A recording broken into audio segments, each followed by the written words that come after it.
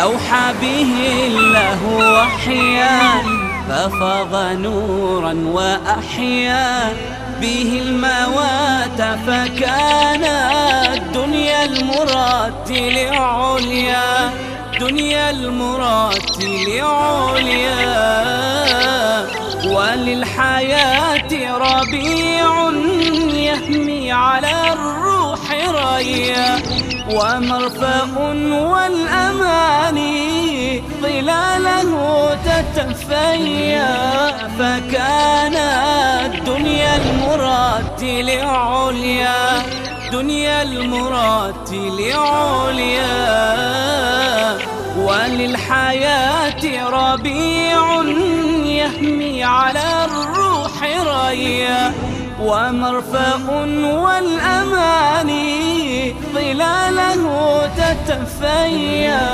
بالدمع تتلوه عيني والقلب بات نديا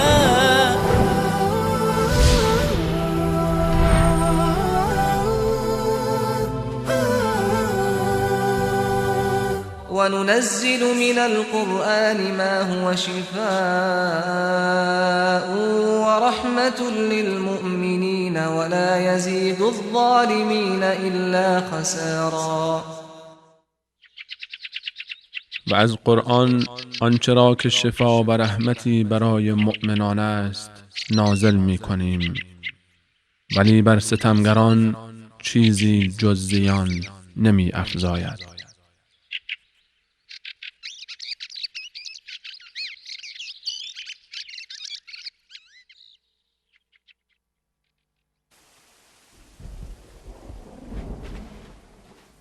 بسم الله الرحمن الرحیم. الحمد لله وكفى وسلام على عباده الذين اصطفى.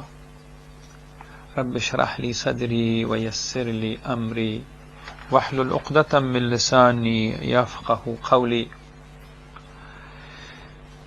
رب اشرح لي صدري ويسر لي أمري واحلل عقدة من لساني يفقه قولي. خواهر و برادر عزیز و ارجمند، السلام علیکم و رحمت الله و برکاته. باز هم الله منان را سپاسگزاری میکنیم که با ما و شما فرصت عنایت کرد و باز برای مذاکره مسئولیت های ما در قبال دین ما، در قبال اجتماع ما، در قبال امت ما، در قبال خانواده ما با بحث و مذاکره بشینیم و یک یک با اونها بپردازیم. ما در جلسه های بعد قبل گفتیم که تقریبا در حدود 20 برنامه ما در رابطه با نماز و اهمیت نماز و تأثیر نماز در شخص نمازگزار، در ماحولش، در خانوادهش مطالب بیان کردیم. امیدوار هستم که الله منان با ما توفیق بده که نماز ما را قسم ادا بکنیم که مورد قبول الهی قرار بگیره و حق نماز ادا شود و او تأثیرات را که از برپایی نماز ایجاد میشه اونها را ما در زندگی ما، در اعمال ما، در کردار ما لمس کنیم. حال میریم با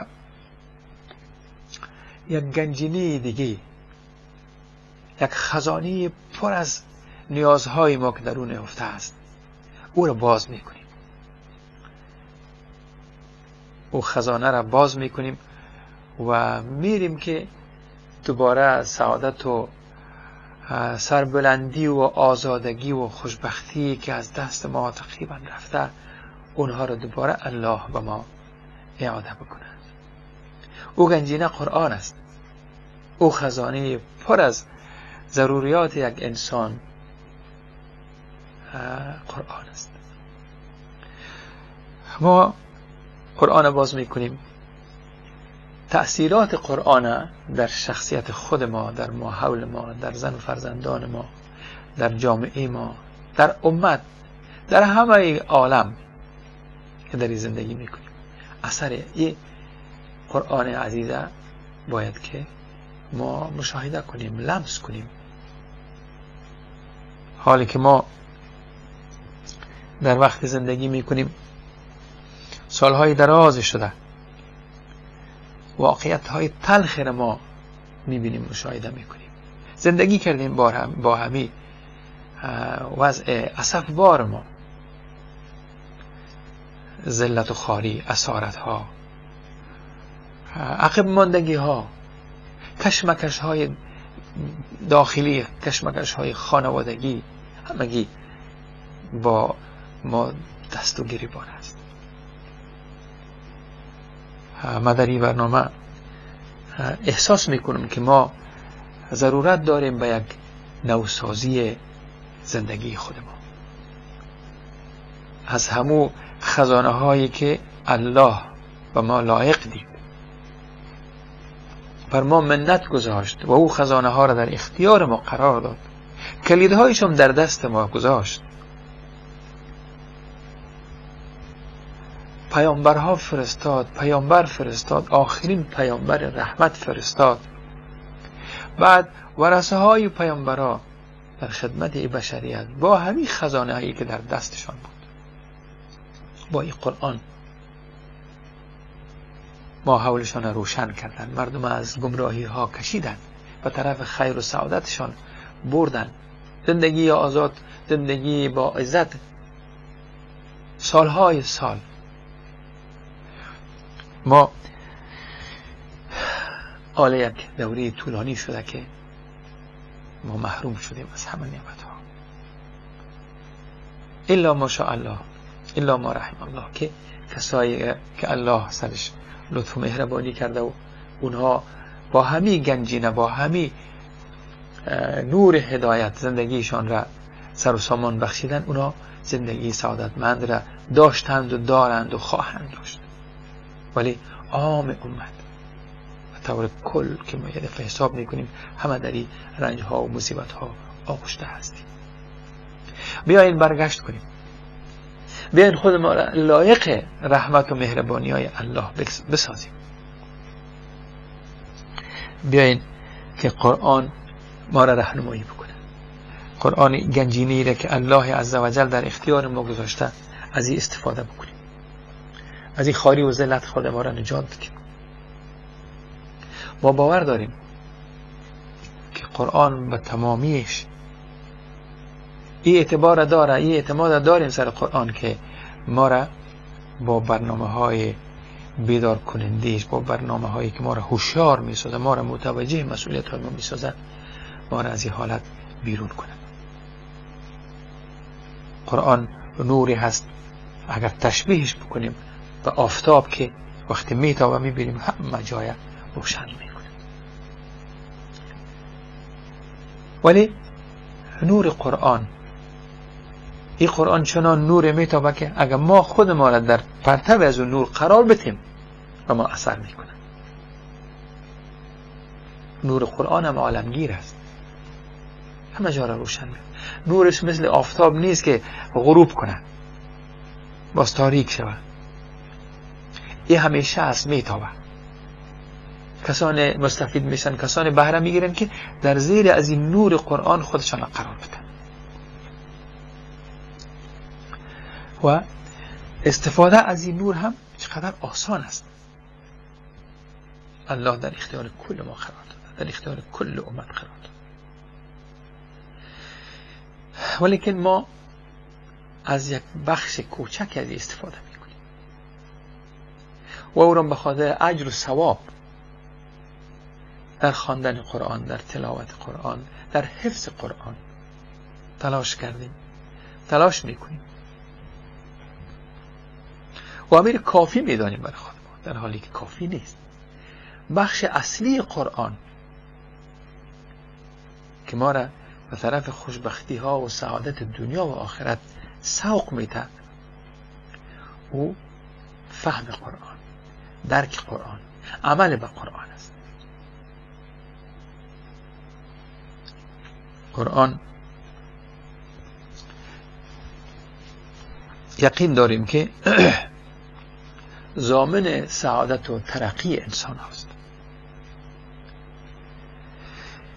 پیروی از قرآن نه تنها ما را آزادگی و سربلند زیستن می آموزه، بلکه رهبریت و سرتاجی امتها را به ما لایق می دارن، نصیب می کنن. پیامبر عزیز ما صلی الله علیه و سلم قرآنی را که در دسترس ما هست، این را چاپ نکردن، در مطبع این را چاپ نکردن و کتاب نساختن، در خانه های مروان نکردن، بلکه قرآن در قلب های یارانشان ضبط و ثبت کردن. از انسان ها قرآن های متحرک ساختن، گفتارشان، کردارشان، اخلاقشان، عملشان قرآن بود. و دیدیم نتیجه از او پیروی از قرآن، محبت به قرآن، پذیرفتن امر و نهی قرآن، عمل کردن به قرآن. تاریخ شاهد است. یاران پیامبر بعد از او پیروان از اونا، پیروانشان صدها سال بشر رهبری کردند، در خدمت انسان ها قرار داشتند، پیشوای مردم بودند. قرآن های متحرک. سبحان الله. حالا در خانه های کل ما قرآن هست. اگر ما مبالغه کنم، کم خانواده ها پیدا شود که در روز قرآن نباشه، ولی قرآن من حیث یک کتاب در کنه های تاق های ما قرار دارد. بعض وقت یک عده ما رو میگیریم، بوسه میکنیم، در آغوش ما میگیریم، از او یک حالت معنوی در ما میآید. قرآن با ما هست. بعض وقتا قرآن میگیریم، گریه میکنیم، بوسه میکنیم.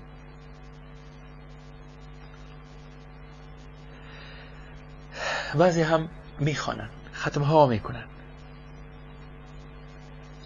ولی میبینیم که قرآن هدفش، یک بخش بزرگ قرآن اهمال میشه. خود قرآن بیانگر همین حقایق هست. داستانها را وقتی میخوانیم میبینیم در قرآن کسایی که دستور الهی را پذیرفتن و او را عمل کردن، خوشبخت و سعادتمند زندگی کردن، با عزت و با وقار رفتن از دنیا. برعکس کسایی که نکردن، خود قرآن مثال ها میزنه، بسیار بسیار ذلیل شدن، خوار شدن، به بی‌عزتی از دنیا رفتن، نام بدشان در تاریخ گذاشته شد.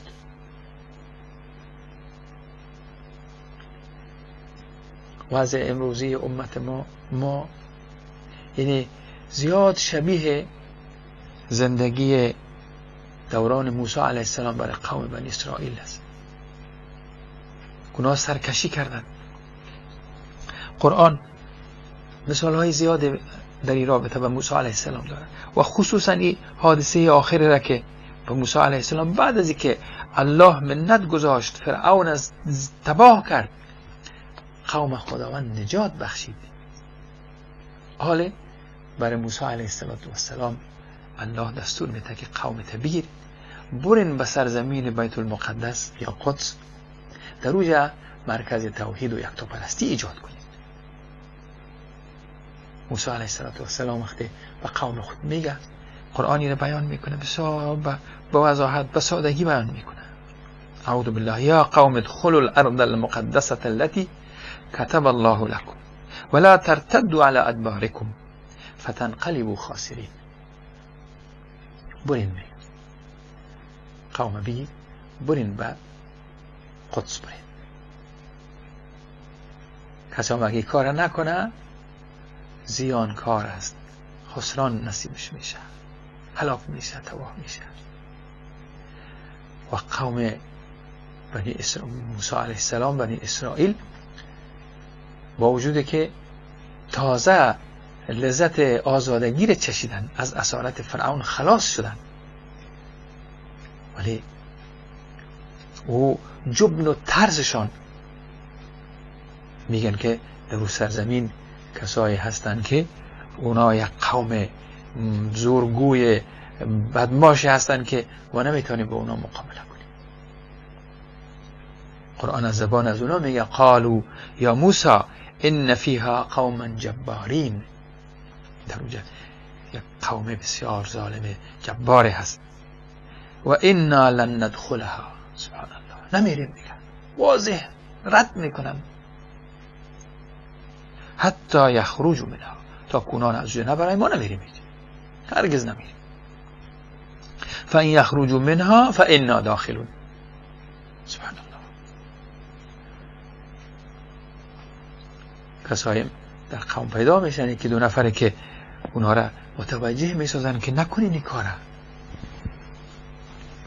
ولیکن قوم سرکش بار دیگه به یک لهجه بسیار خرابتره میگن که موسی تو پروردگارت برین با اونا بجنگی، اونا را که کشیدین باز ما میاییم، ما منتظر هستیم. و الله مهربان، اللهی که اونها را عزت بخشید، از ذلتها کشید بیرونشان. الله ناراض شده. الله میگه قال انها محرمة علیهم 40 سنه. خدا میگه 40 سال این قوم دیگه من از او سرزمین محروم میسازم. یتیهون فی الارض فلا تأس علی القوم الفاسقین. دیگه در قصه از قوم فاسق فاجر سرکش دیگه تو هم نباش پیامبر عزیز.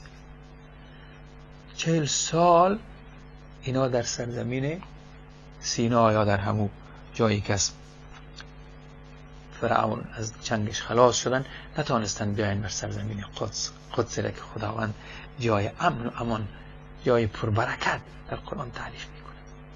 اینا را میخواست در اوجه اینا برن، اینا سرکشی کردن نرفتن و الله 40 سال اینا را محروم میکنه. در یه ظرف 40 سال اینا تلاش کردن از هر دریچه و هر جایی که خودشان از او سرگردانی های او دشت خلاص کنن و ذلت و خواری که شامل حالشان شده بود نمیتونستن. هر جا که میرفتن راه بسته بود. فعلا ما امت مسلمه یک بار اگر دست بگریبان شیم، قرآن پیش روی ما بگذاریم، ببینیم که قرآن عزیز به ما چی دستور میده و ما چی کار میکنیم. سرگردانی های ما علتش واضح است. میلیون ها مسلمان از خانه و کاشانیش کشیده شدند. خانه های ما ویران شد. او تو خانه نیست که در روی یک معلول و معیوب نباشه. کشورهای ما به اسارت گرفته شد. سرمایه های ما به غنیمت گرفته شد. عزت و آبروی ما را بردن. حالی هم در اروپا سعی کنید هر روز یک حادثه میشه و اینا بر علیه مسلمان ها یک قانون فیصله انجام میده. در کشورهایی که در اکثر کشورهای ما ببینیم که کسای زمامدار هستند که به امر از اینا حرکت میکنن. اسلام و مسلمان پیش از اینا هیچ ارزشی نداره. در کشورهای خود ما، مساجد ما، کتابهای ما، مکاتب ما، سبحان الله.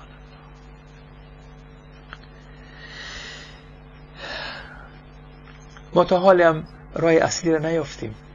ما میریم دنبال کسایی که ما را نجات بدن. ببینیم در یک جای مظلوم قرار میگیرن مسلمان ها، داد میزنن که کجا سازمان ملل متحد بیاید این زورگوی ها را در جایش بشانه. او مرجع نیست که ما از او کمک بخواهیم. امریکا کجاست دست ما را بگیره؟ غرب کجاست دست ما را بگیره؟ اللهی که از شارک گردن ما به ما نزدیکتر است. قرآنی که راه های برآمدن از این بدبختی ها نجات میده در دست ما هست. عزیزای من، ما فرصت از دست ندیم، بس کافی است. بنی اسرائیل اگر 40 سال سرگردان شدن و در افغانستان هم کم از 40 سال نشد. راه اصلی را فراموش نکنیم. راه نجات ما راه نیست که برای ما غیر از راه قرآن باشه. ما اگر توجه نکنیم باز سالهای دیگه در سرگردانی و ذلت سپری میشه. خلیفه موسی علیه السلام جوانهای و قومه دوباره تبلیغ کرد برشان. میفهمید پدرهای شما چرا ذلیل و خوار شدن در این سرزمین ها، آواره و سرگردان به ذلت و خواری مردن رفتن، امر الله قبول نکردن. شما جوانان بیایید میریم به طرف قدس. یوشع علیه السلام خلیفه موسی علیه السلام اونا را بیدار کرد و همون کارهایی را که اجداد نکرده بود اونا را هشدار داد. رفتن خداوند او لطف برشان نصیب کرد، او سرزمین مبارک برشان داد. در اوجا جایی بود که اونها برای یکتا پرستی و الله پرستی مردم دعوت کردن. ما ببینیم که قرآن عزیز اعمال زیاد ما شما داریم. منظور ما تنها قرآن خواندن نیست.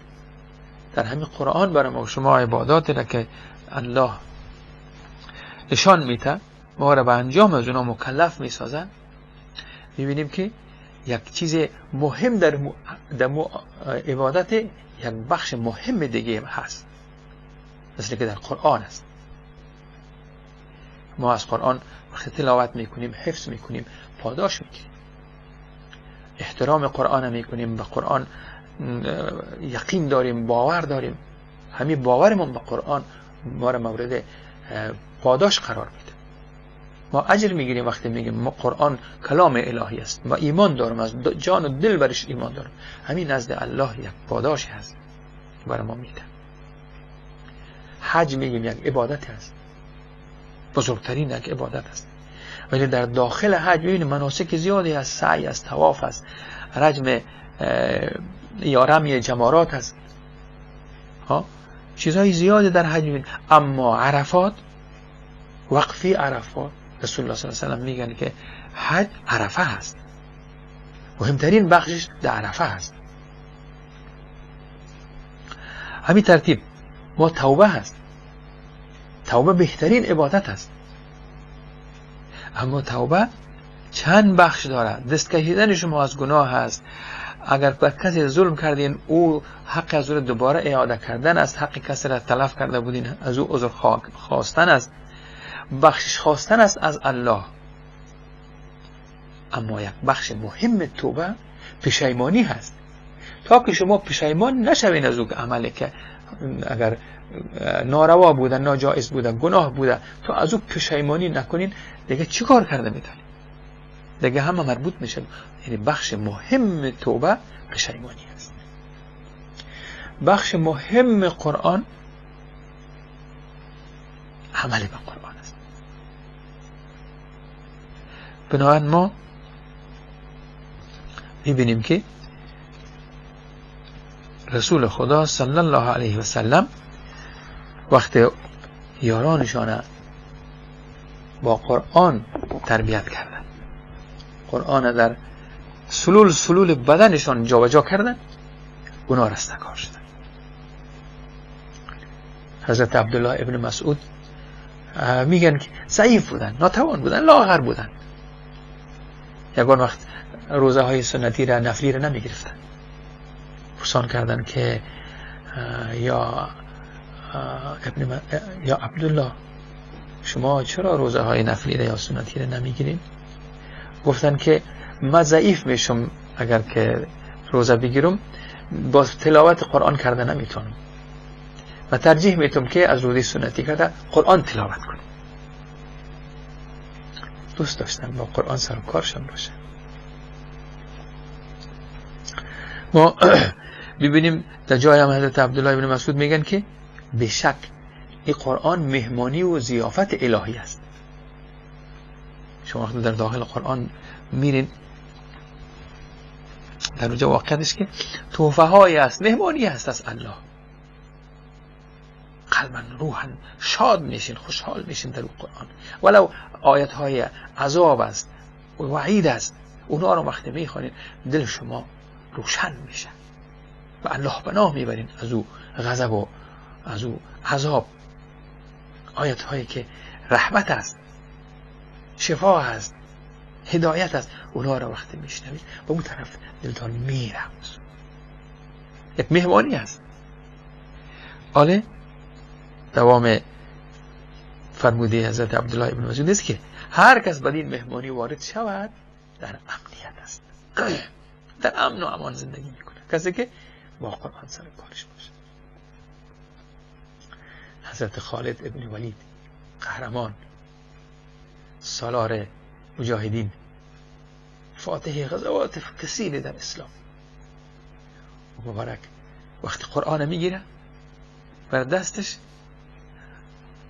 دیگه با قرآن خطاب میکنه که ای قرآن ما را ببخش، ما از بس با دشمنای تو درگیر هستیم در صحنه جهاد، ما فرصت تلاوت تو را نداشتیم، ما را ببخش. از قرآن عذر خواهی میکنه حضرت خالد،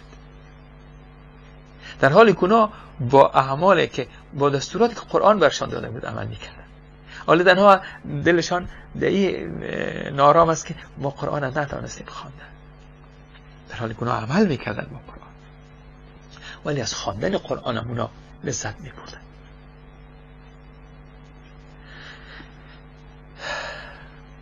ما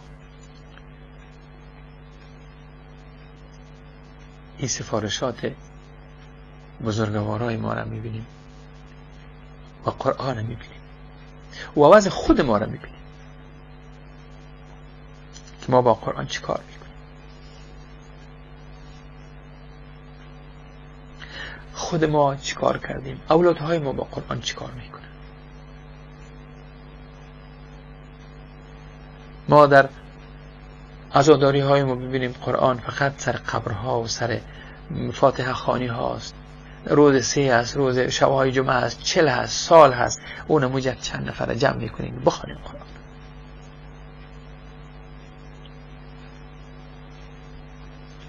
در مجلس های ختم هم اگر میگیرن کسایی به یک نعمت خدا برشان داده تشکری میخواین از خداوند بکنن، ببین اما قرآن اما نام باز ببینیم برای دیگه کسا سفارش میکنن. خود صاحب معامله الله که برای من یک لطف کرده، اگر من از خوشحالی و تشکری الله من قرآن میخوایم بخوانم، ایره ایوازی که خودم بخوانم به کسای دیگه میگم بخوانیم.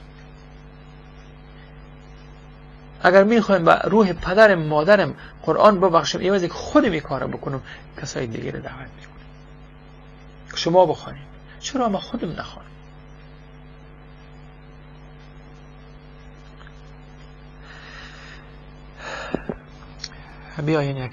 بیان برنامه میبینیم بعد برمیگردیم. السلام علیکم و رحمت الله و برکاته.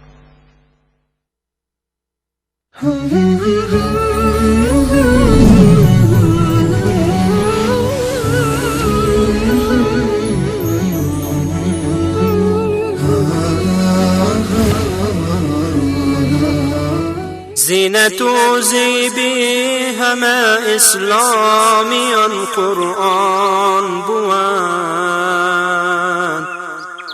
در قیامت بهترین شافعان قرآن بود. زینت و زیبی همه اسلامیان قرآن بود، در قیامت بهترین شافعان قرآن بود.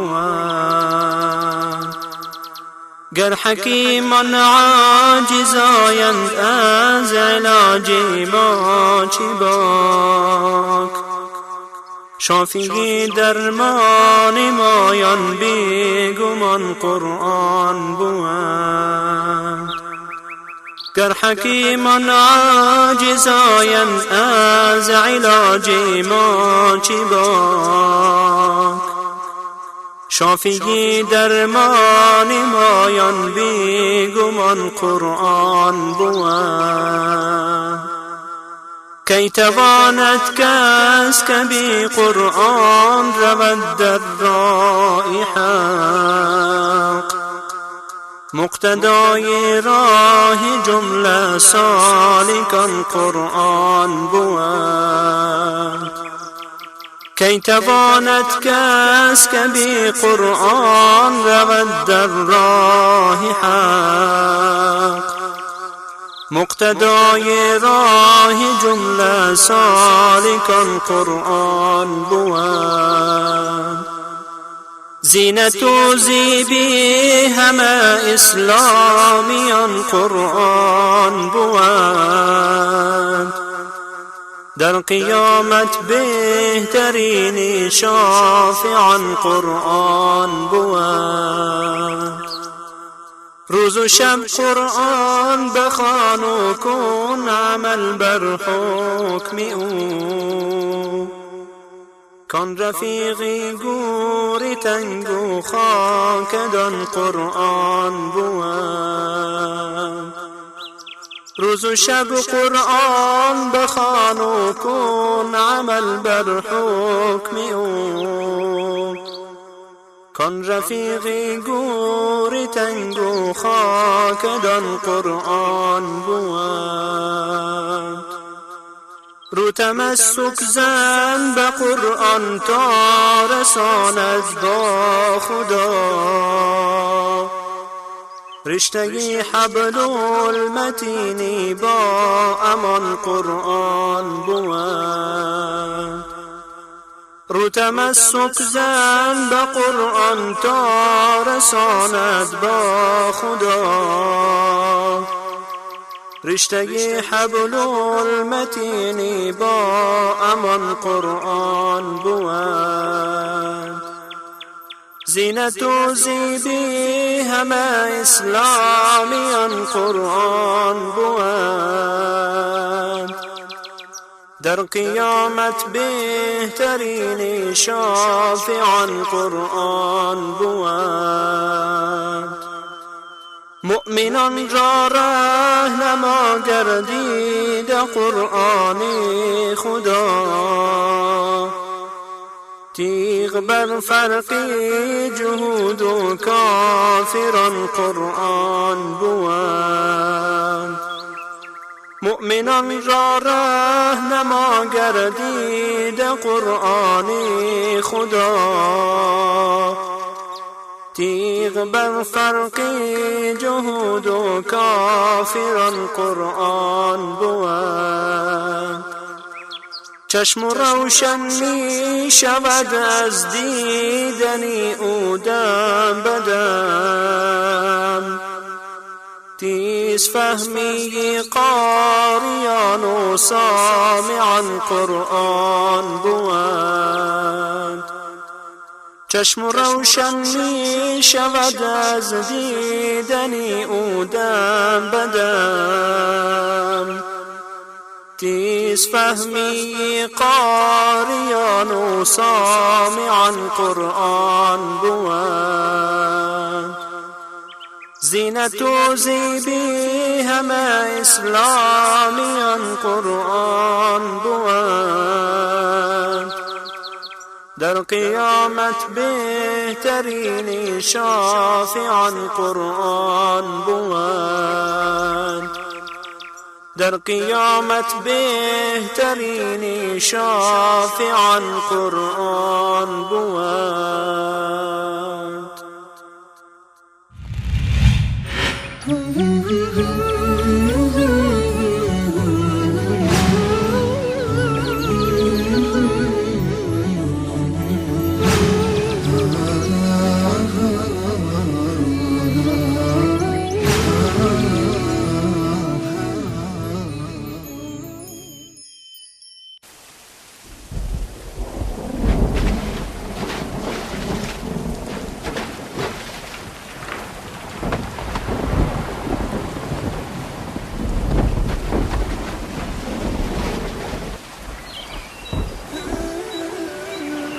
أوحى به الله وحيا ففاض نورا وأحيا به الموات فكان دنيا المراتل عليا دنيا المراتل عليا. بسم الله الرحمن الرحیم. خواهر و برادر عزیز، واقعیتش که خیلی دشوار است مطلب رو بگویم. چقدر از ما بزرگای ما، پدرها و مادرها، برادرای کلان، خواهرای کلان، قرآن خواندن بلد نیستن. یک عمر اهمال شده. ولیکن چقدر امکانات هست که ما دوباره قرآن یاد بگیریم. ضرورم نیست که پیش استاد بریم شما احساس خجالت کنید که من در یک کلانی میرم، در حالی که به شما 2 برابر اجر داده میشه که بالاخره متوجه شدین کلمه قرآن یاد میگیرین از پیش یک استاد. یا ای که در همون جیبهای شما، در همون موبایل ها، در همون تلفن‌های همراه یا هندی یا جوال بگویم، در اونها ثبت از آموزش قرآن آسان شما یاد میگیرید. بچه هایتان حال شما اهمال نکنید. ببینید بسیاری از بچه ها، بسیاری از جوان ها چیزهایی را تقلید میکنن، خواننده های مفسده که شعرهای سبحان الله مبتذل در او را به نام هنر هم یاد میکنن، میخوانن. ببینیم بچه های ما، دخترهای جوان ما، حتی بچه های کوچک خردسال، اونا را تقلید میکنن، همون رقمی که اونا میخوانن او خواندن ها را حفظ میکنن. حتی بعض وقتا کلمات معنایش نمیفهمن. حتی انگلیسی و فرانسوی و آلمانی را حفظ میکنن، خواندن او او غزل های یا امو خواندن های که اونا با رقص و پایکوبی او را انجام میدن.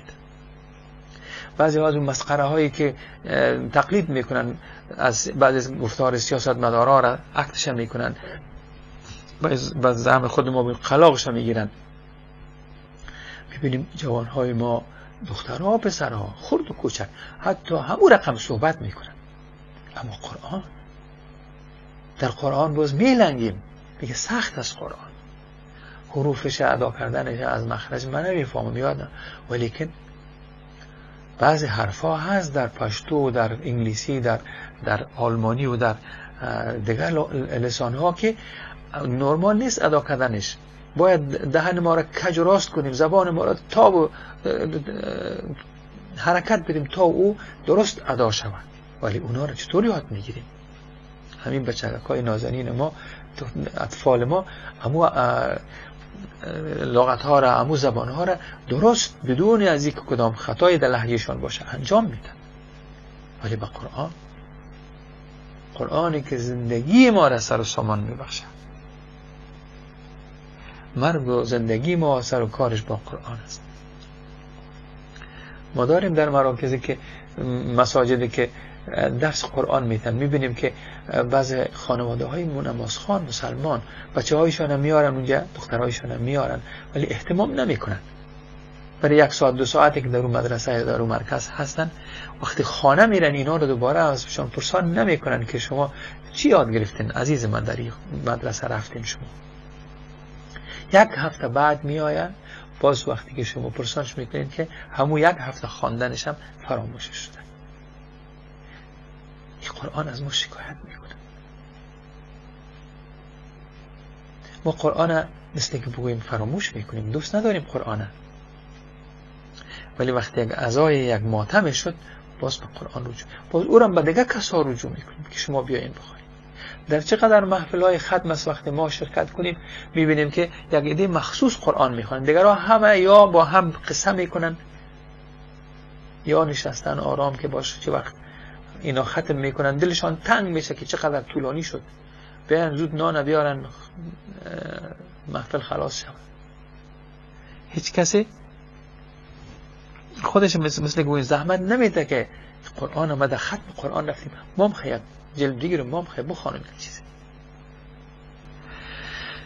ما قرآن بیاین قدرش بفهمیم، بیاین قرآن از خود ما راضی بسازیم. قرآنی که وقتی اگر شفاعت کرد میگه به پای شفاعت قرآن نه نبی میرسن نه ملکی. یعنی قرآن در روز آخرت هم به درد ما میخوره، در جنت هم به درد ما، در گور هم به درد ما میخوره قرآن، در همین زندگی روزانی ما به درد ما میخوره، ما را راهنمایی میکنه. ما امروز از ناتوانی ما در برابر قرآن، اهتمام نکردن ما از در رابطه با قرآن که امروز ذلیل و خوار شدیم. ما از این راه چه قسم خود ما را بیرون کنیم؟ قرآن میگه به یک یتیم میمانه. سبحان الله. حاضر است قرآن ولی غایب. این کسی در حسابش نمیکنه. ارزش مثل که نتیم. یک یتیم بچه هست آمده یک دقیقه ششته پیش میبینیم نه پدرش پرسان میکنه یتیم هست. بس دیگه نیست. قرآن هم رقم هست ولی که نیست. قرآن میگه موجود هست ولی متروک هست، ترک شده. موجود هست اگر همراهش حرف اما ترکش کرد. اما اگر حاضر هم هست میبینیم در زبان قاری ها و حافظان قرآن است، ولیکن از زبان پایان نیستی، در قلب ها اثرش نرسیده که در اخلاق ما، در کردار ما تجلی بکنه. کسی بفهمه که ها بله اینا کسایی هستن که قرآن بر از اینا نازل شده، قرآن خداوند بر از اینا هدیه کرده. در همون زبان ها مانده، در کتاب ها مانده، در تلویزیون ها هست، در رادیو ها هست، در همین موبایل ها هست، در جیب ما هست، ولی در قلب ما نیست، در کردار ما، در گفتار ما، در اخلاق ما، در عمل ما نیست. ما چی جواب داریم برای روزی که پرسیده شود که مردم چه کار کردیم؟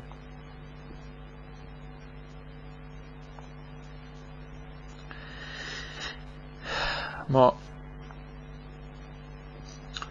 واقعیتش که قرآن عزیزه وقتی باز میکنیم میبینیم که بر ما سفارش میکنه. از حق الله شروع میکنه تا حق خود شخص. جسم من بر من چه حق داره؟ خودم چه حق دارم؟ من در اجتماع چه مسئولیت دارم؟ در برابر اولادم، در برابر فامیلم، در برابر همسایه، در برابر دولت، در برابر عسکر، در برابر پلیس چه مسئولیت داریم؟ ما بیاییم که قرآن در زندگی ما تطبیق بکنیم. قرآنی که ما مزیش لذت چه وقتی که کسی میخوانه در گوشهای ما تنین میاندازه. بعض وقتا قرآن چنان زیبا خوانده میشه که گریه ما شما میاد. در نمازها ببینیم بعض وقتا اماما نماز میخوانن، قرآن میخوانن، یک جایی میرسن گریه میکنن، جماعت به گریه میارن.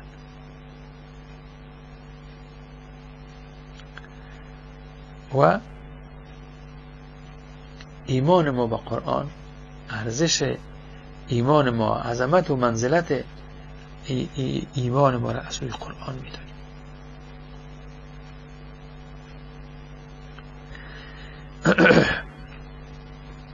ما وقتی قرآن میخوانیم میبینیم که برای ما از هر گوشه و کنار زندگی ما حکایت میکنه. قرآن عزیز برای ما دستور میده که ما زندگی روزانه خود ما را چطور سر و سامان بدیم.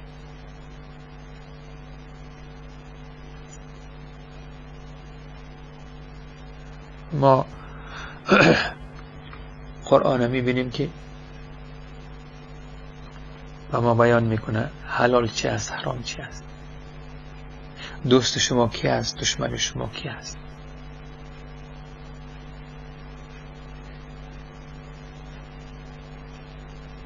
عمر رضی الله عنه میگفتن که قرآن است که ما را عظمت و عزت بخشید.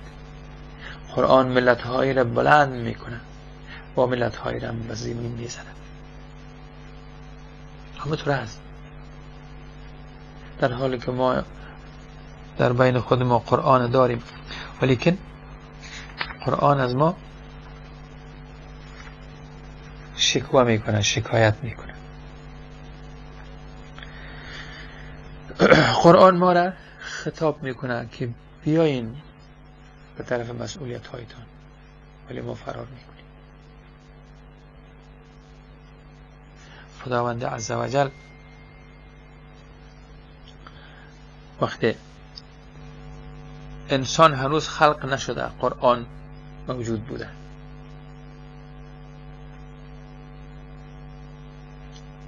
الرحمن علم القرآن. خدای رحمان در اینجا اسم رحمانیتش به ما بیان میکنه. اللهی که رحمان از قرآن نازل کرده.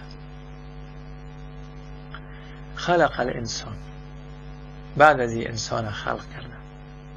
راهنمای ما پیش از پیش تیار بوده.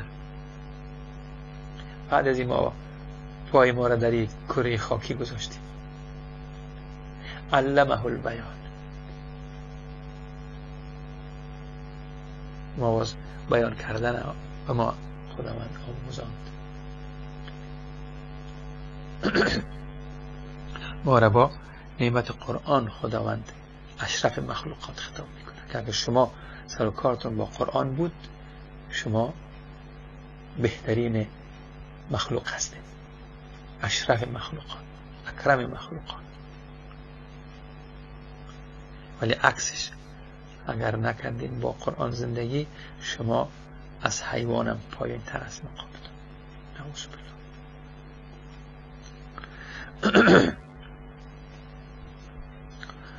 پس ما وقتی که قرآن باور داریم که تلاوتش برای ما ثواب داره. این نبود که مثلا صحابه تلاوت قرآن میکردن و یا در گوشه میشستن، هم تلاوت میکردن، هم از تلاوتش اجر میگرفتن، هم از عملش اجر میگرفتن.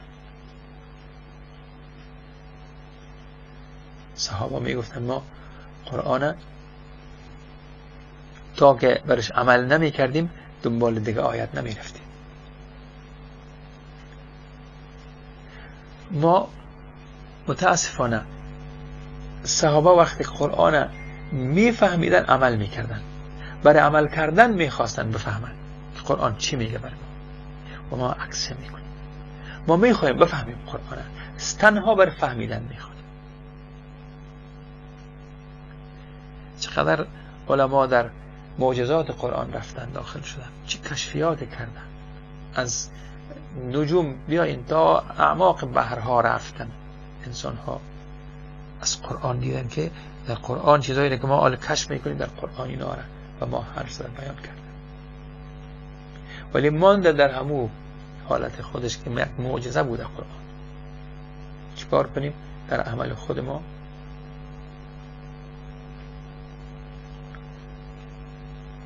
بعضی جایها قرآن ما من حیث یک کتاب نصیحت برای مردم بیان میکنیم. از قرآن مردم نصیحت میکنیم، بدون شک بسیار خوب کار است، ولی خود ما را فراموش میکنیم. قرآن برای خود ما و شما نازل شده. حق و حقوق خود ما را برای ما بیان میکنه که شما من حیث فرد در اجتماع چی کار هستید. برای رئیس دولت ما قرآن وظیفه میسپاره که تو من حیث رئیس دولت چی مسئولیت داری. همه خادم تو باشن یا تو خادم مردم باشی. عمر رضی الله عنه میگفت که امیر مردم خادم مردم است. حالا ما میبینیم که کسایی که پیشوای مردم میشن، رهبر مردم میشن، پادشاه هستن، رئیس جمهور هستن، دیگرها را غلامشان، مزدورایشان فکر میکنن. در خانواده های ما پدر میبینه که صاحب اختیار کلگی هستم، هر چیزی که دلش را بکنه. او روز یک کسی میگفت که یک پدر در حالت مرگ است، اهل و بیت جمع میکنه و میگه که فلان جا یک خانه هست، من ایره برای بچه های خود بخشیدم. دخترها و خانم من در این حق ندارن. سبحان الله. چطور شما این ظلم در وقت مرگتان میکنید؟ چرا؟ ترس نیست، علم نیست.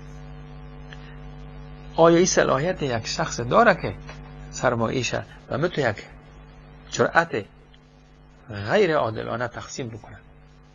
و اونام کی باشن؟ اولادای خودش باشن، عیالش باشه، فرزندایش باشه، اهل بیتش باشه.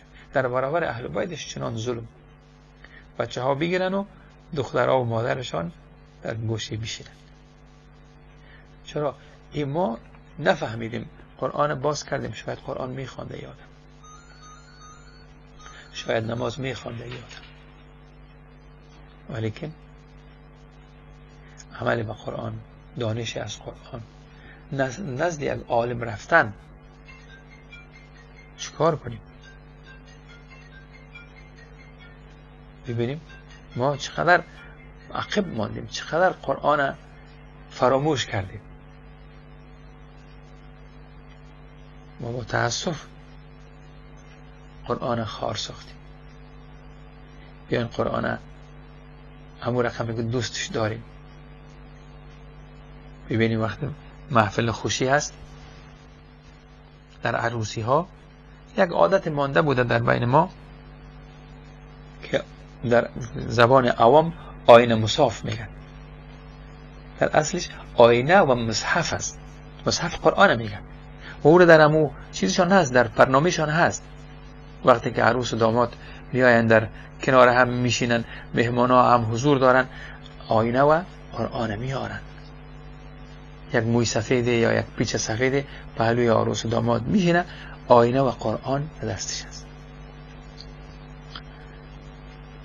اینا میخواستن که در بین عروس و داماد طرفی که دیگهشون تو مستقیم سیل نکنن، حیا از شرم است، اول در آینه که دیگهشون ببینن. بعد از او اینا قرآن ببینن. عروس و داماد وقتی چشمش باز میشه، هنوز که یکی دیگهشون ندیدن، باید قرآن ببینن. یعنی چی؟ زندگیشون با دیدن قرآن آغاز کنن.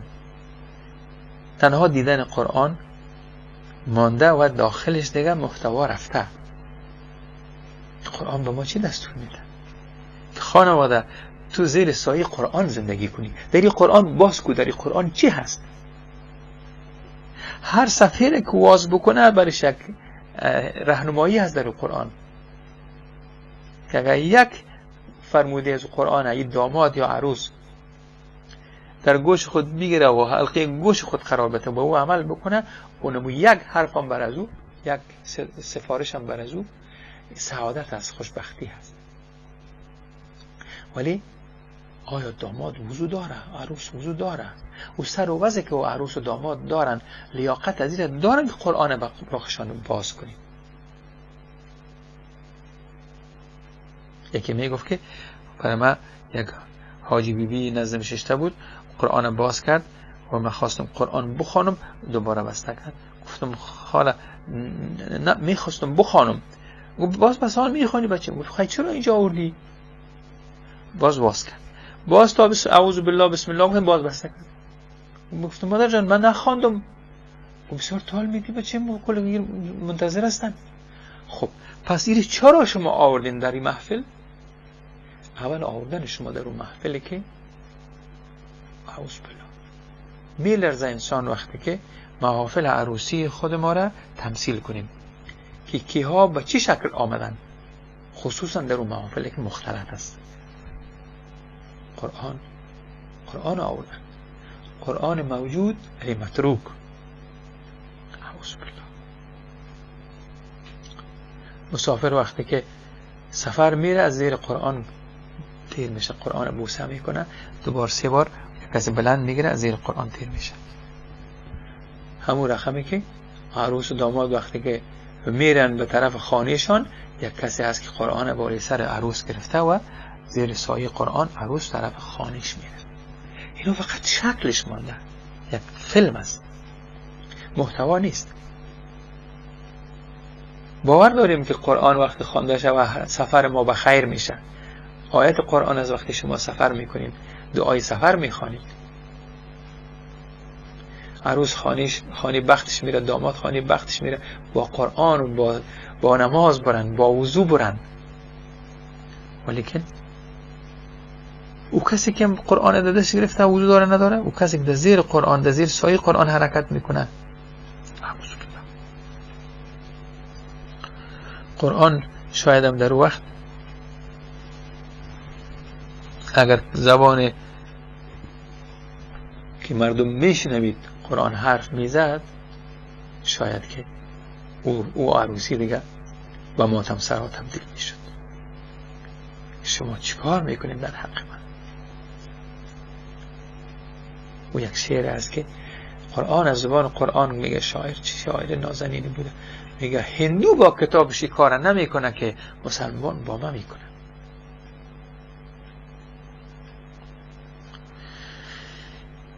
ما به الله پناه ببریم.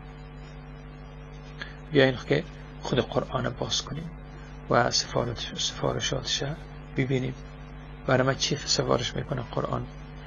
مسئولیت ما در رابطه با خودم، در رابطه با دینم، در رابطه با امت، مسئولیت ما در قبال زن و فرزندایم، مسئولیت ما در قبال پدر و مادرم. بین بکنیم دیگه این کارا را. اگر نکنیم یعنی می حالت است. از این حالت ما بدتر میشیم و بهتر نیم. سالهای دیگه هم خواهد گذشت، ما در همین ذلت و خواری ماندیم. در فرانسه یک انفجار شد، کسایی هم گرفتن، داعش گفت مکردم. اونا فیصله کردن حزبی که در انتخابات میخواد سخنرانی بکنه میگه که ما اگر بردم مسلمان های غیر فرانسوی را از جا میکشم. سبحان الله. آقای ترامپ هم میگه بذات که مسلمان ها را دیگه ویزم نمیده.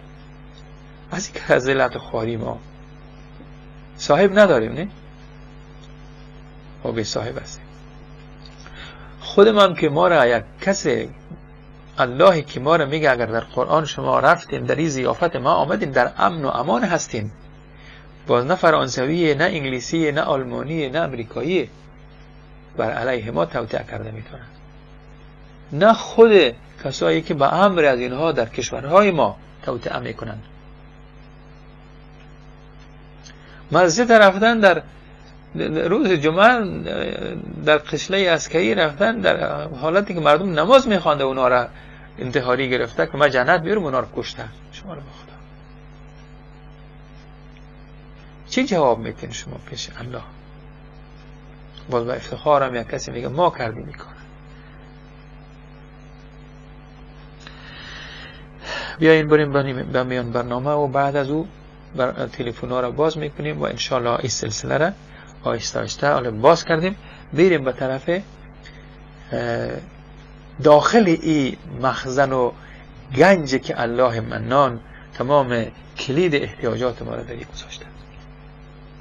بازش میکنیم، تمنا میکنیم که خدای ما را توفیق بده که مطابق کتاب زندگی بکنیم. السلام علیکم و رحمت الله. شبستان وجود ما بدون یاد رفتار است، به نازم نور قرآنش دوای. بسم الله الرحمن الرحیم. خواهر و برادر عزیز و ارجمند، ما از این برنامه که قرآن شریف، قرآن عزیز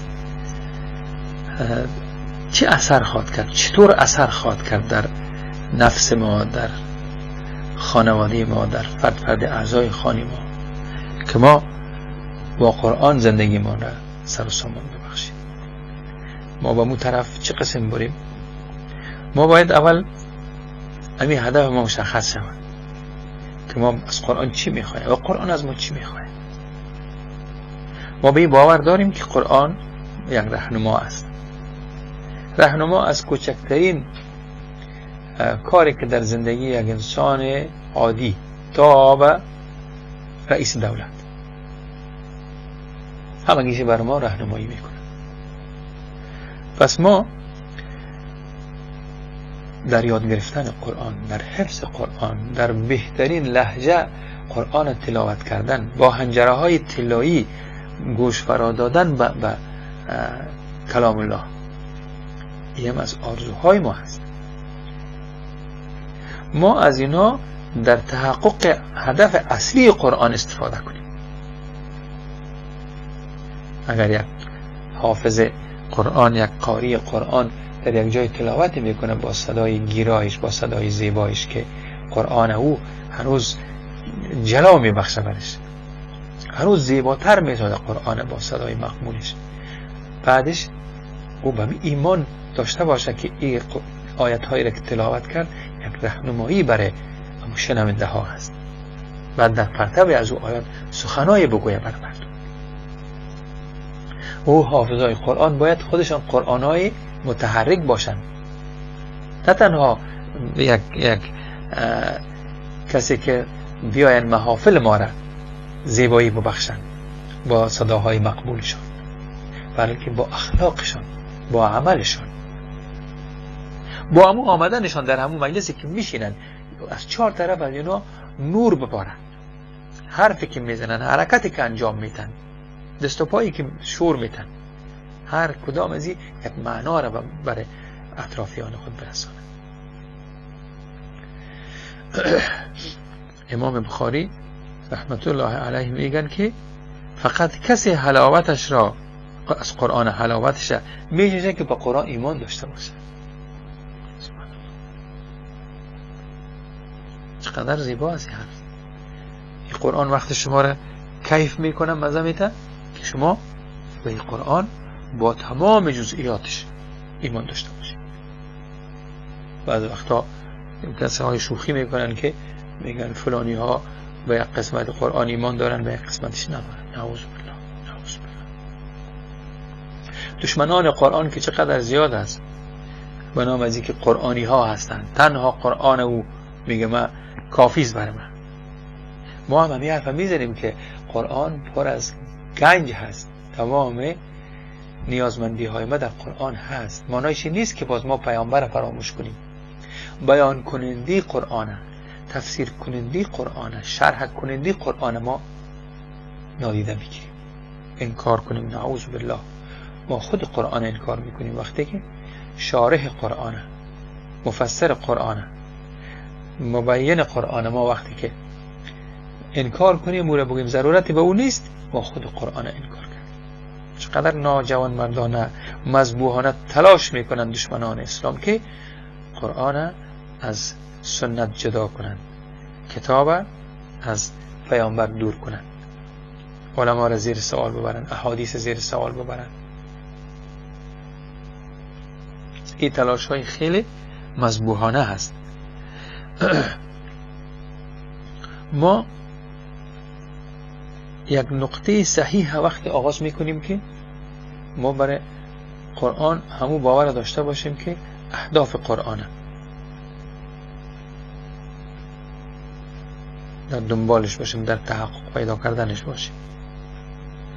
ما میبینیم که صحابی بزرگ جندب ابن عبدالله میگه ما در حالی که جوانان نیرومند و بانشاد بودیم، صحابی مبارک، در محضر پیامبر علیه السلام بودیم. در جوانی ما در محضر پیامبر بودیم صلی الله علیه وسلم. صحابی میگه ما ابتدا ایمان را فرا گرفتیم، بعد قرآن را. این کار سبب افزایش ایمان ما شد. قرآن ایمان قوت بخشید.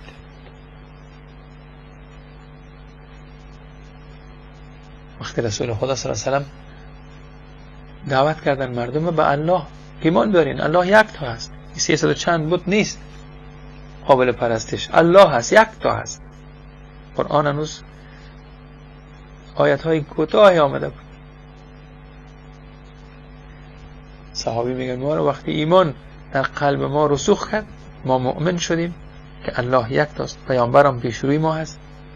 حال هر چیزی که اینا برای ما بگوین آمنا و صدقنا، رفتن به سراغش.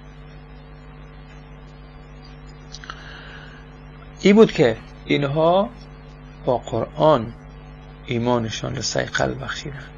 هر آیتی که نازل میشد در ایمان از اونها افزوده میشد. اگر آیت های رحمت می بود، آیت های عذاب و غضب می بود، ایمان قوت پیدا می کرد.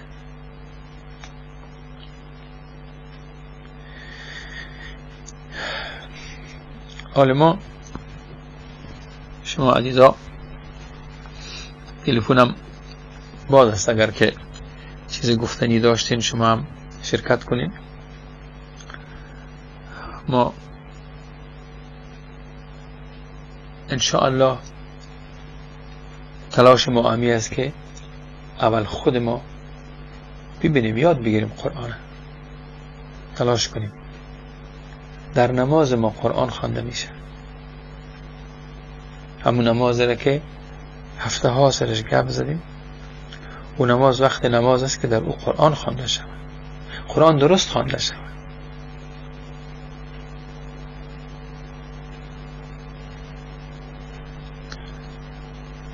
بعد اولادهای ما را توجه بکنیم برش. مادرها، شما وقت اولادهایتان از مدرسه آمد قرآن خواندن، مضمونای دینیشان خواندن، وقتی خانه آمدن از اینا پرسان کنید که اولاد عزیزم چی خواندی؟ با ما قصه کن، ما یاد بگیریم تو چی گفتی. شما یادم داشته باشین، همین قصدن بگوین که اولاد بفهمه که تنها در مسجد یا در مرکز و مدرسه دین نیست، بلکه در خانه هم دین است، در هر جا دین است. این دین یک بخش فراموش نشدنی از زندگی هست. چقدر تلاش کردن که دین از زندگی بیرون کنن یا دین شخصی بسازن، دین در مسجدها قلف کنن.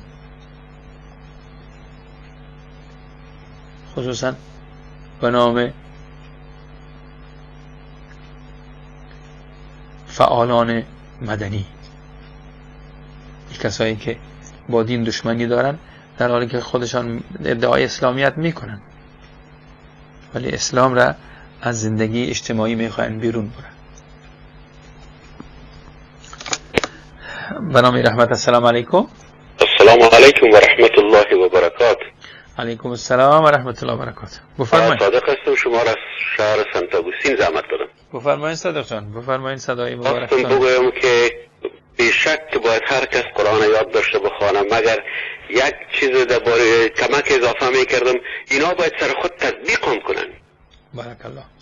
اگر پدر و مادر قرآن میخوانن، باور کنین اگر تطبیق کنن اولادشان انشاءالله که صراط مستقیم میان. بدون شک. اگر قرآن یاد بگیرن و تطبیق نکنن، ایش بود نظر شما را میشنوم.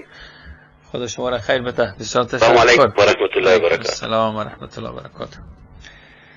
برادر عزیز ما در مطلب اشاره کردن که خیلی جان مطلب ما همی است. ما ممکن است شما البته دیر برنامه را متوجه شدین که ما گفتیم که یکی از اهداف را که قرآن نازل شد همی بود که باید این تطبیق شود، در عمل پیاده شود.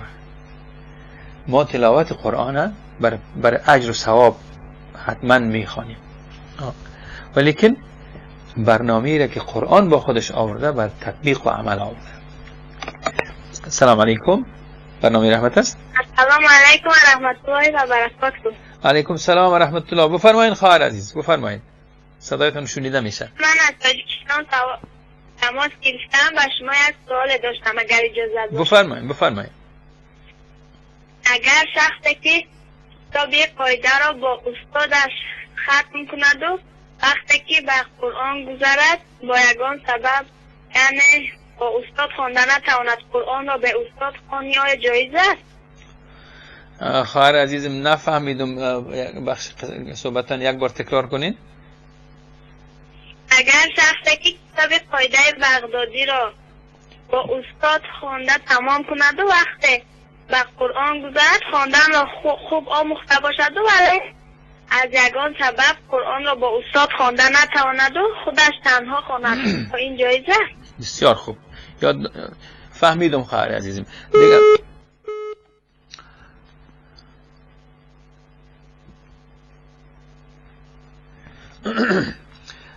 طبعا وقتی ما به نام قاعده بغدادی، قاعده نورانی، قاعده های زیاد علمای عزیز ما، کسانی که قرآن تدریس میکردن از نظر تجوید و ترتیل، خداوند اینا را عمر بده، اینا خدمات زیاد کردن. همین راهنماهای قرآن است، همین قاعده هایی که ما را ابتدا در مدارس یا در خانه های ما یاد دادن، استاد یاد داد خواندن چه رقم ما قرآن بخوانیم، اول همین قاعده ها بود. طبعا وقتی که شما قاعده را درست یاد گرفته باشین، بعد خودتان داخل قرآن میشین. قرآن خواندن به خاطر همیست که قرآن آسان خواندنش که قاعده های بغدادی را ما یا قاعده های قرآن، آموزش قرآن یاد داشته باشیم. بنامی رحمت. السلام علیکم. سلام علیکم و رحمت الله. علیکم السلام و رحمت الله و برکاته. بفرمایید خواهر. استاد یک سوال داشتیم. بله. استاد قرآن را به تجوید خواندن ممکن است؟ به تجوید؟ بسیار خوب، بسیار خوب. یادداشت کردم خواهر. سلامت. خداوند عمر بده بر شما. بله. پس امی قاعده بغدادی رو وقتی که ما یا قاعده آموزش قرآن وقتی که پیش استاد خواندیم، بهتر هست که ما قرآن پیش کسی بگذرانیم، گوش کنند، جایی که اشتباه داشتیم اینا بشنون. ولیکن حتمی و ضروری که ما اگر کدام مشکل داشته باشیم، خود ما میتونیم وقتی که بعد از اینکه قاعده بغدادی را یا قاعده را دانستیم، قرآن ما آهسته آهسته یاد بگیریم. حال چقدر آسان شده که در جیب‌های شما و قاری ها یا استادای زیاده که اونا هر کدامشان علمای قرائت هستند، حافظا هستند، میخوانند. شما حتی با اونا با سر بدید اگر استاد در اختیار شما نبود. برنامه رحمت. السلام علیکم. ولیکن خواهری که پرسیدن که بدون تجوید، زیبایی قرآن، درستی قرآن در تجوید است. تجوید به این معنا که ما قرآن درست بخوانیم، حروف از مخرجش ادا کنیم، حق حروف ادا شود. اگر ما بین ذال و زی و ضاد و طا و تی و سی و سین و اینا فرق نگذاریم، عربی لسانی هست که با هنمو کلمات اگر حروف تغییر می است در خواندن، وقتی که شما حرف درست از مخرجش ادا نکنید، او تغییر میکنن، معنا تغییر میکنن. بنابراین در ابتدا اگر مشکل است که انسان نمیفهمه، میخوانه، نماز میخوانه، مثلا درست تجویدی بلد نشده، جوان شده، تا دیر روز غفلت شده، نتونستن اونا قرآن بیاموزن، ولی کنال وقت نماز خواندنشان هست، حالا اداره کنن نمازشان بخوانن، ولیکن دوباره تجوید قرآن. بیشتر بنی اشاره کردم که ما بچه های ما یا جوان های ما میبینیم که عکس یا تقلید خواننده های خارجی و داخلی را اینا میکنن و مو لهجه از اونا میخوانن، زبانشان توپیچ میتن. ولیکن قرآن اگر کوش کنن، هر 100 دفعه قرآن درست خوانده میتونن. حال بچه های که عرب نیستن ببینیم قرآن چنان زیبا میخوانن که خود عربا حیران میمانن. چرا؟ زحمت کشیدن اینا پیش استاد یا آموزش دیدن که قرآن چه قسم خوانده میشه. برنامه رحمت. السلام علیکم. سلام علیکم و رحمت الله و برکاته. علیکم السلام و رحمت الله. بفرمایید خواهر. من از برنامه‌های بسیار خوب شما استاد محترم بسیار تشکر. واقعا برنامه آموزنده است. واقعا ما بسیار خوب از برنامه‌های شما یاد میگیریم. خداوند شما را اجر بده، خداوند حفظتان تشویق میکنه. شوهرم اولادایم بسیار واقعا یک نور است از برنامه‌های شما. خواهش میکنم. و من اگر اجازه شما باشه، من برای بیننده میخوایم بگویم محتویات حکمت قرآن از نظر خود بس یک بفرمایید خواهرم، بفرمایید، گوش میکنیم. چقدر صدای تلویزیون بلند. بفرمایید. استاد محترم، وقتی ما برای تمام خواهرها برادرای خود میخوایم بگویم که وقتی که ما قرآن میخوانیم باید به نیت عمل بخوانیم. اگر قرآن ما در زندگی خود باستی سرمشق زندگی خود بسازیم واقعا کامیاب میشیم، نه تنها در دنیا بلکه در آخرت هم. دیگه به اجازه شما استاد یک شعر میخوایم برای بخوانین خواهرم بخوانین. قرآن میر و محبت نور و سعادت است، قرآن بر پیغمبر ما پیغام نبوت است. علم قرآن با مهر و با عظمت است، عمل با قرآن به دو زندگانی حفاظت است. واقعا که راستی از میگانه دوست صمیمی و قرآن است. همیشه ما تمام زندگی خدا در پرتو نور قرآن یعنی پیش میبرم. الحمدلله. خدا حفظتان بکنه، خدا سلامت فکر یک بسیاری منکر حدیث هستن، از حدیث منکر هستن. ما میخوایم نظر شخصی خود بگویم که حدیث علم است که محتویات آیات قرآن کریم به صورت واضح بر ما بیان میکنه. در وقت ما قرآن کریم میخوانم، ترجمهش میخوانم، بعدا تفسیر قرآن کریم میخوانم، میبینم که در لا بلای تفسیر قرآن کریم احادیث هم گنجانیده شده. به این خاطر ما این وقت انسان انا قبول داره حدیث هم باید قبول کنه. دیگه وقت شما را نمیگیرم. دارد استاد از پروگرام‌های بسیار خوب شما تشکر. خواهش میکنم لطف کردین خواهر عزیزم. خداوند برای شما عمر طولانی و صحت کامل همیشه میخوایم. بسیار تشکر که برام وقت دادین. خواهش میکنم. خداوند با اعمال صالح همه شما را عمر دراز نصیب بکنه. بسیار تشکر میکنم خواهر عزیزم. واقعیتش همین است که ما قرآن به خاطر عمل باید که یاد بگیریم. عرض پیشترم همی بود که صحابه میگفتن که ما قرآن برای عمل یاد میگیریم، ولی که متاسفانه حال ما برای فهمیدن قرآن میخوانیم بفهمیم، ولی که بسیار ما از عمل متاسفانه. خداوند نصیب بکنه که از این حالت امت بیرون شود. بزرگای ما که مبلغین قرآن هستن اینا هم خودشان اول از همه کردن. من در اون جمله اگر حساب شوم که از قرآن اول حرف میزنم خودم اولی قرآن عمل کنم. وقت حرف من و دل شما میشینه که من قرآن دوست داشته باشم، تلاوتش درست بکنم، یاد داشته باشم، خواندنش درست یاد داشته باشم و عمل کنم برش. و وقت حرف من با شما مؤثر واقع میشه و شما را هم انشاءالله در این ثواب شریک میکنم.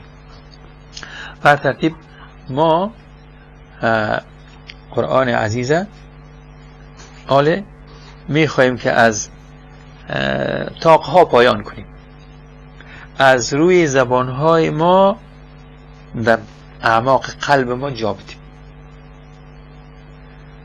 وقتی در قلب ما قرآن جا گرفت، حکمت قرآن همی است، معجزه قرآن همی است. وقتی در قلبتان شما قرآن داشتین و از جوارحتان معلوم میشه، او تجلی میکنه، بیرون میزنه، نورش بیرون میبراید. بیرون چی رقم میبراید؟ در عمل شما میبراید، در اخلاق شما، در گفتار شما. زبانتان میگه گپای زشت نمیتونه زره. چرا؟ اینجا یک گنجینه از نور قرآن شده. شما وجداناً خجالت میکشین که یک حرف از شما، یک حرکت از شما باشه که او چیز خلاف او ذخیره‌ای که در قلبتان کردیم باشه. امکان نداره. تمنای ما از الله همین باشه که خدایا قرآن در زندگی ما بر خود ما اول تو تطبیق بکن. برنامه رحمت. السلام علیکم. السلام علیکم و رحمت الله و برکاته. علیکم السلام و رحمت الله. بفرمایید برادرم. محترم، همین اویله برای مرد زن برای مرد خود نماز رکعت نماز خواند میکنه، اونم بعد چگونه میخوانن میره؟ 2 رکعت نماز برای شوهرشان بخوانن یا نفهمی شوهرشان زنده هستن یا وفات کردن؟ شوهر زنده و مثلا اویله من برای من 2 رکعت نماز خواند میگه، مثلا در حق ما بخشد درک ما بخشد. بسیار خوب. دیگه هم سوال دارین؟ نه. تشکر. طبعا وقتی انسان زنده باشه این نماز خواندن وظیفه خودش است. ما خود ما برای خود ما باید نماز بخوانیم. مثل که پیشتر گفتم که ما وقتی که برای پدر ما، برای یک عزیز ما که وفات کرده میخوایم قرآن بخوانیم، دیگرها رو میگیم بیان شما قرآن بخوانید. چرا دیگرها بخوانن؟ ما خود ما باید بخوانیم. اولاد صالح، اولادی که به درد پدر و مادرش میخوانن، که خودش باید اون کارا رو بکنه. امیر خم نماز وقتی انسان کسی وفات کرده 2 رکعت نفل میخوانه یا یک کار خیر انجام میده، دعا میکنه خدایا ثوابش به روح پدرم مادرم یک عزیزی که رفته بخشید. اما برای شما اگر زنده هستین نماز بخوانن، والله اعلم در حق شما دعای خیر کنن. اگر نماز میخوانن که خدایا من این نماز میخوانم که شوهر من خدا هدایت بکنه، شوهر من خدا مجاهد بسازه، خداوند شوهر من از مشکلاتش کم کنه، خداوند شوهر من یک آدم خیرخواه بسازه، مهربان بسازه در فامیلش. اما اگر این بگه که من 2 رکعت نماز خواندم بر شوهرم میبخشم که به حساب خواندن از او حساب شود، والله اعلم. ما به طرف پایان برنامه روان هستیم. امیدوار هستم که این سلسله برنامه‌های ما شما هم در آینده هایی که برنامه قرآن است شما تیاریتون رو داشته باشید. من هم در توان بندگی خودم چیزایی را که یادداشت میکنم میگم، ممکن است بعضی چیزهای مفید پیش شما هست که شما بیان بکنید. من امروز همین چیزی را که برادر ما از آلمان برام زنگ زدن، یک کلیپ روان کرده بودن که حضرت خالد رضی الله عنه وقتی قرآن در دستشان گرفتن که تلاوت کنن، گریه کردن و گفتن ای قرآن تو ما را ببخش. که ما وقتی همو از طرف مجاهدین صحبت کردن، حضرت خالد از طرف همو رزمنده هایی که در برابر دشمنای قرآن می جنگیدن، از طرف از اونا میگن که ای قرآن ما را ببخش، ما در داروگیر یا جنگ با دشمنان تو مشغول شدیم که از تلاوت تو دور ماندیم. عذر خواهی میکنه از قرآن. خدا برادر ورد اجر بده که ما از امو فرستاده ازم استفاده کردیم. شما هم وقتی چیزایی دارین استفاده شود، اجر شامل حال شما میشه. هر کسی چیزی را میفهمه باید بر دیگران بفهمه. خداوند در این اجر همگی ما شما را شریک داشته باشد. از استودیوی مرکزی هم از برادرای عزیزی که در این روز با ما همکار بودن، در عقب جبهه بودن، اجر برشان میخواهیم. و از شما اجزایی که تا حال با ما بودین و شما هم خداوند پاداش نصیب بکنه. تا برنامه آینده را شما را به الله منان میسپارم. روز شب شما به خیر باشه. خداوند این مشکلات از دامن امت برداره که امت به طرف سعادت و خوشبختیش رجوع کنه، به طرف عمل به قرآن رجوع بکنه، به فهم و تعقل و تدبر به قرآن رجوع بکنه. خداوند این گنجینه را از ما نگیره. خداوند ما را منت گذاشت، بر ما منت گذاشت و قرآن بر ما هدیه کرد. سبحانك اللهم و بحمدك اشهد ان لا اله الا انت استغفرك و اتوب الیک. تا برنامه آینده یار و یاور شما الله منان. السلام علیکم و رحمت الله و برکاته.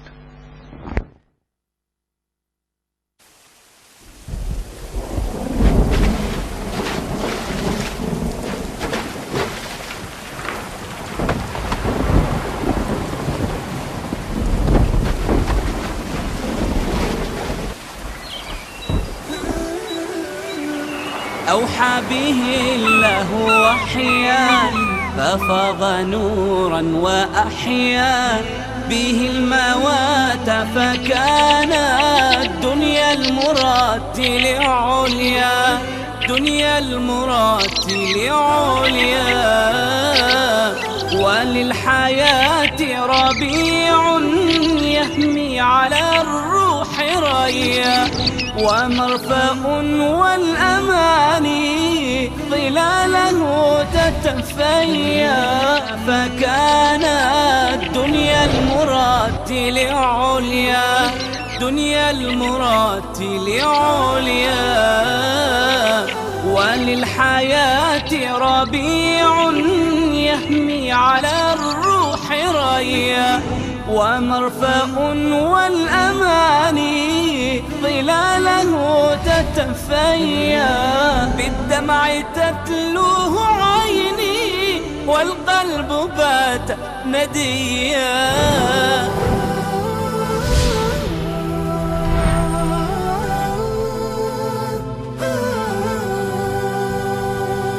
وننزل من القرآن ما هو شفاء ورحمة للمؤمنين ولا يزيد الظالمين إلا خسارا. و از قرآن آنچه را که شفا و رحمتی برای مؤمنان است نازل می کنیم، ولی بر ستمگران چیزی جز زیان نمی افزاید.